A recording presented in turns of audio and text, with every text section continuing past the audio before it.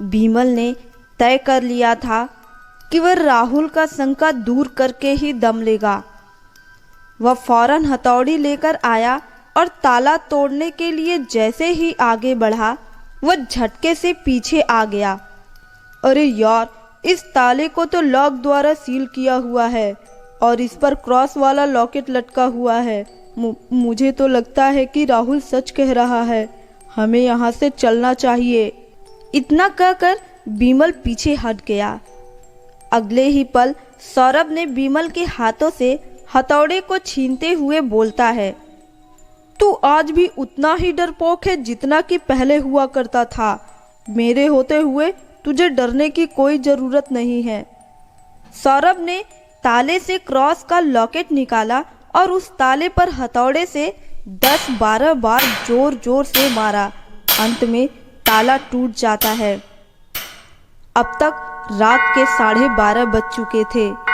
कमरे में बिजली भी नहीं थी, इसलिए उन चारों ने एक एक कैंडल जलाई और कमरे में दाखिल हुए।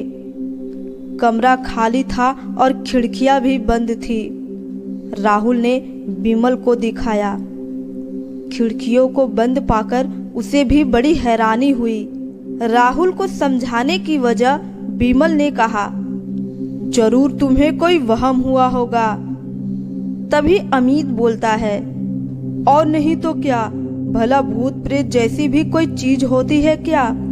इधर से अमित भी बोल पड़ता है, ज्यादा सोच सोचकर तेरा दिमाग खराब हो गया है।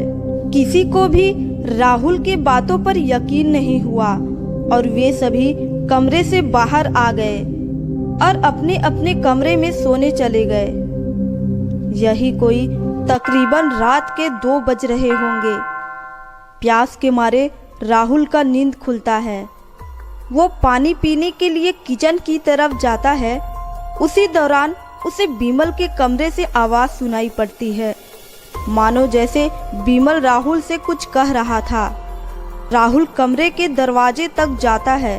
वो देखता है बीमल के बिस्तर के पास कोई खड़ा है और बीमल उससे आधी नींद में बात कर रहा था। बीमल बड़बड़ाते हुए बोलता है, राहुल यार, अब तू सोने जा। तेरा शरीर तेरे पास है, अभी मजाक करने का समय नहीं है। जाकर सो जा और मुझे भी सोने दे, कल मुझे दफ्तर भी जाना है। पर राहुल तो दरवाजे के पास खड़ा था। दूसरी तरफ सौरभ और अमित भी अपने कमरे में सो रहे थे। फिर वह व्यक्ति कौन था जो बीमल के बिस्तर के पास खड़ा था और जिसे वह राहुल कहकर संबोधित कर रहा था?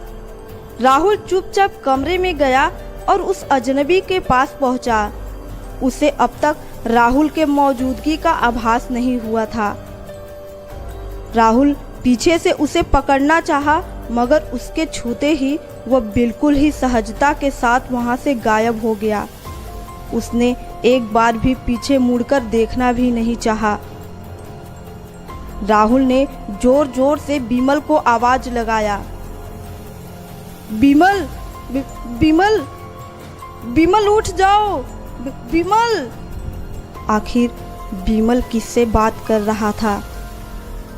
बीमल के बिस्तर के पास कौन खड़ा था? आगे की कहानी जानने के लिए सुनते हैं अगली भाग में।